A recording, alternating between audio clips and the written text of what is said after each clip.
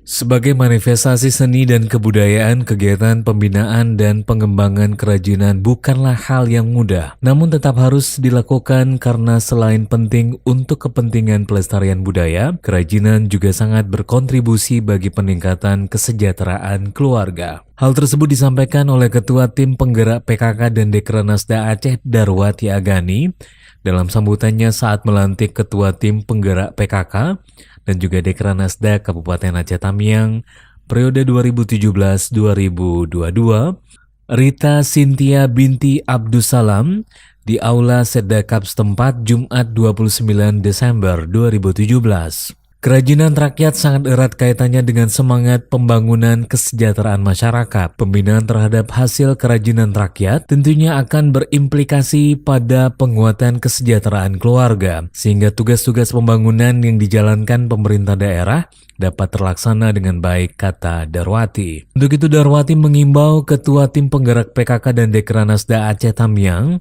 untuk melakukan pembinaan dan juga pelatihan-pelatihan terkait tenun songket kepada generasi muda sehingga dapat melestarikan budaya serta meningkatkan hasil kerajinan daerah. Tadi saya sangat senang mendengar Pak Bupati bersedia menyisihkan dana desa ya untuk kebutuhan perempuan, bisa untuk simpan pinjam, juga bisa digunakan untuk kebutuhan posyandu.